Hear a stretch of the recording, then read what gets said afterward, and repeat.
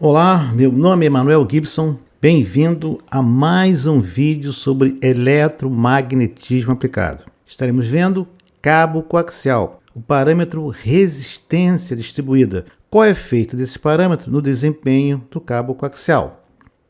Se você ainda não é inscrito no canal, inscreva-se, acione o sino para se manter atualizado de novos vídeos.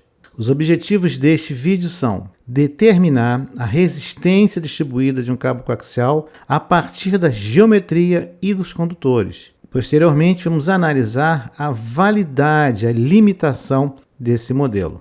Para isso, veremos os seguintes assuntos: parâmetros elétricos e mecânicos, o modelo de parâmetros distribuídos, resistência distribuída e, no final, será que dá certo? E chegaremos a uma conclusão. Aproveite para deixar o seu like. Ajude a divulgar o conhecimento em nosso próprio idioma. Obrigado. Começando com parâmetros elétricos e mecânicos. Os fabricantes fornecem nos datasheets ou folhetos de fabricante as informações dos parâmetros mecânicos e também dos parâmetros elétricos e, às vezes, tabelas em relação ao comportamento da atenuação com a frequência desse cabo. Para o nosso modelo de parâmetros distribuídos, nós estamos considerando o cabo coaxial como uma linha de transmissão. A gente tem um gerador e uma carga. Queremos analisar como o cabo coaxial se comporta em relação à frequência. O modelo estudado é válido para linhas paralelas ou cabo coaxial. Estamos usando basicamente o cabo coaxial, mais comumente utilizado hoje em dia. O modelo de parâmetros distribuídos considera um elemento diferencial do cabo, um comprimento elementar. Então, esse modelo vai representar esse minúsculo segmento de cabo. É um modelo. O modelo é válido apenas para cabos metálicos, tais como par metálico, linha paralela e cabo coaxial. Os parâmetros do modelo são uma resistência, indutância, uma condutância e uma capacitância por unidade de comprimento. Você não vai encontrar nenhum resistor, um indutor, um capacitor, um resistor em paralelo dentro do cabo coaxial. Esses componentes estão modelando um comportamento de perda por efeito Joule, de campo magnético, campo elétrico e perda no dielétrico. É um modelo. No nosso caso, estamos interessados neste vídeo em R', essa resistência distribuída. Já falamos dos outros parâmetros em vídeos anteriores. A resistência distribuída R' é um modelo para as perdas ômicas. Você está literalmente jogando fora o sinal na forma de calor, já que os condutores não são ideais. O condutor ideal tem uma condutividade infinita ou uma resistividade igual a zero. A resistência distribuída está em série com o sinal. Um valor baixo de resistência vai levar a baixa perda nos condutores, por efeito Joule. Como comparação, temos a condutividade do cobre e do alumínio. Observe que a condutividade do alumínio, tipicamente, cerca de 60% da condutividade do cobre. Nos condutores, para frequências alternadas, já vimos isso, a corrente não se distribui igualmente pela superfície transversal do condutor. O efeito clicular mostra que a densidade de corrente diminui conforme a onda se propaga, penetra na direção central do condutor. Este fenômeno é modelado pela profundidade pelicular ou profundidade de penetração. Temos então até agora 3 efeitos para o aumento da atenuação do sinal conforme a frequência aumenta: a resistência distribuída série, a indutância e a capacitância. Vejamos a resistência distribuída de cabo coaxial. Quando falamos de resistência, nós estamos associando aos seguintes efeitos: uma perda na forma de calor, você está jogando fora o sinal na forma de calor. Um efeito Joule, uma dissipação de potência P igual a R ao quadrado e uma atenuação ou perda do sinal. Quando falamos também de resistência, devemos lembrar que podemos modelar uma resistência para corrente contínua, que é a função da condutividade do material condutor, comprimento e da área de seção reta. Podemos também considerar a resistência para corrente alternada, que será a função da condutividade, do comprimento e agora da frequência e da profundidade pelicular. A definição de resistência é mostrado: a resistência expressa em ohms é igual ao produto da condutividade em símens por metro vezes o comprimento em metros e dividido pela área em metros quadrados. Se você é da área elétrica, você está mais acostumado com resistividade, 1 sobre sigma. Então seria 1 sobre ρ, que é a resistividade, vezes L sobre A. Veremos inicialmente a resistência à corrente contínua. Temos o nosso condutor com raio interno e raio externo, ele é oco, por exemplo, a malha ou aqueles cabos coaxiais que nós já mostramos, que mesmo o condutor central é oco. Como é que você calcula a área desse condutor? É a área da coroa circular, mostrada pela equação. Se o condutor for maciço, o raio interno é 0, teremos a área da todo o círculo PR2. A figura mostra os diversos raios interno e externo dos condutores interno e externo. A resistência distribuída para a corrente contínua para um cabo coaxial em ohms por metro é dado pela seguinte equação, onde temos um termo devido ao condutor interno e um termo devido ao condutor externo.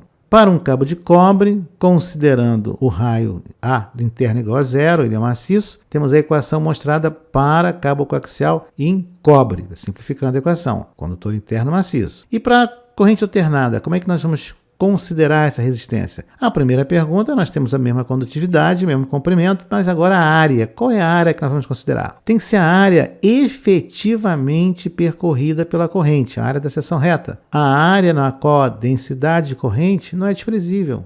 Ela não é 0. A área definida pela profundidade pelicular. Se você está gostando do vídeo, deixe o seu like, ajude a difundir o conhecimento em nosso próprio idioma.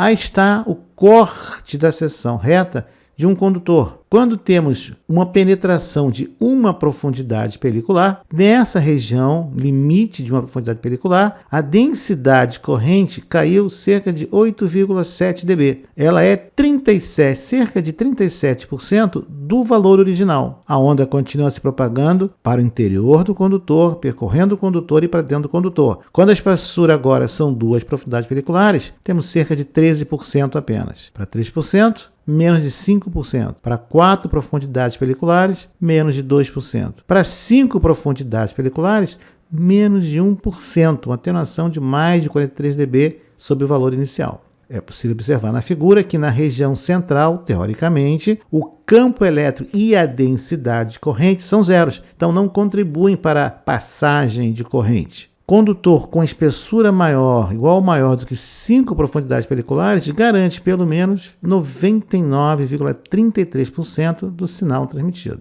Então, como é que nós vamos definir a nossa área para a corrente alternada? Nós vamos fazer um retângulo, onde a base do retângulo é 2πr externo, comprimento, e a altura será de 1 profundidade pelicular. Será esse retângulo que será considerado a área segundo o qual passa a nossa corrente. A profundidade pelicular delta em metros é dada por essa equação, mas nós podemos simplificá-la. Para o cobre em milímetros, simplesmente muito mais fácil você utilizar essa equação. Para o alumínio em milímetros, essa equação. A tabela mostra para frequências de 60 Hz e até 1 GHz a profundidade pelicular versus material, frequência e material. Nós temos que para 60 Hz, nós temos profundidades peliculares de cerca de 9, 10 milímetros. A partir de 10 kHz, 1 MHz, temos fração de milímetro. Quando chegamos a 1 GHz, micrômetros, 2 micrômetros. Equação de profundidade pelicular e a área que vai ser considerada. A resistência distribuída CA para um cabo coaxial de cobre, então, passa a ser essa equação, função dos raios do cabo coaxial e da frequência de trabalho. Estamos considerando o cobre. Para o alumínio, observe que a resistência vai ser maior. E dá certo? Temos aí um cabo com as especificações dadas pelo fabricante e agora vamos obter os nossos diâmetros. Ele é um condutor maciço, dA igual a 0, os demais são mostrados na figura. Vamos resolver. Substituindo na equação, nós obtemos que a nossa resistência corrente contínua total é de 29,92 ohms. Essa resistência é a soma da resistência da capa da malha metálica externa e do condutor central interno. E o que diz o fabricante? Uma outra história. Ele está nos dizendo que a resistência total é de 48,3 ohms por quilômetro. Vamos comparar. Nós calculamos cerca de 30 ohms por quilômetro. O fabricante nos informa que é 48,3 ohms por quilômetro. Por que deu tão errado? Fizemos algumas suposições. Primeiro, que os dois condutores são feitos de cobre. Não é verdade. No próprio datasheet é mostrado que o condutor interno são múltiplos fios de cobre banhados por estanho. E o estanho tem a condutividade menor do que o cobre. Facilita a soldagem, mas aumenta a resistência do material. Já o condutor externo não é um condutor maciço de cobre, e sim uma malha de cobre revestida de estanho, com recobrimento de 96%. Podemos então determinar uma quantidade média para o condutor interno e condutor externo a partir dos valores fornecidos pelo fabricante. Vamos comparar com a teoria e ver se está coerente. Quando trabalhamos com o condutor interno, a partir dos dados do fabricante, nós obtemos que a condutividade média do condutor interno é de 4,22 vezes 10 a 7 síemens por metro, cerca de 72% do valor para o cobre, o que é coerente. O banho de estanho tende a diminuir a condutividade. Além do que, o condutor central é composto por vários fios de cobre revestidos de estanho. Para o condutor externo, encontramos 2,17 vezes 10 a 7 siemens por metro, um valor cerca de 37% do valor do cobre, menor ainda, o que também parece coerente, já que o condutor externo é uma malha de cobre revestida de estanho e não uma superfície contínua. E o que você acha? Funciona ou não funciona? Sim, funciona, é utilizado na prática, tem sempre para referência da análise de projetos. Nós temos que ter cuidado, como tudo na engenharia, nós trabalhamos com simplificações, desde a lei de Ohm até esse nosso modelo. E a resistência distribuída CA? E a dependência com a frequência? Nós não vimos no fabricante isso. Pois é, o fabricante não fornece esse valor. Alguns fornecem eventualmente. Vamos ver uma tabela comparativa entre a resistência distribuída e a impedância indutiva, já que o termo R'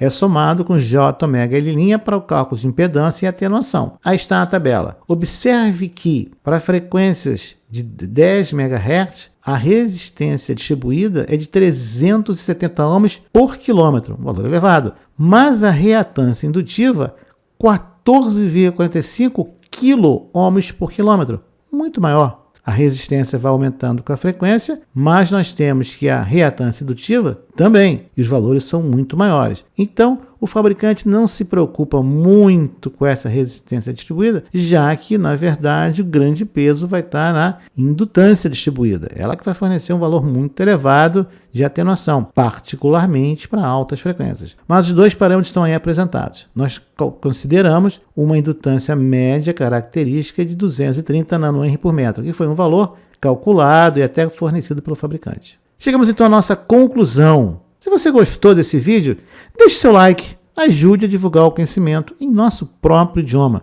Divulgue o vídeo para os seus colegas, seus conhecidos. Obrigado. Você tem o que você paga, pode simplificar, mas saiba exatamente o que você está fazendo. Conviva com as tolerâncias, as faixas limites de operação. Na engenharia, uma das coisas mais críticas é você saber o valor mínimo e máximo, a faixa de operação que é tolerável e aceitável. Você encontra aqui no canal diversos vídeos sobre propagação em antenas, um curso completo, eletromagnetismo aplicado. Nós estamos terminando neste vídeo uma série de 10 vídeos sobre cabo coaxial. Falamos também sobre sistemas de telecomunicações e eletrônica aplicada. Se você ainda não é inscrito no canal, aproveite, inscreva-se, acione o sininho para ser notificado dos novos vídeos. Muito obrigado por ter assistido esse vídeo. E até a próxima.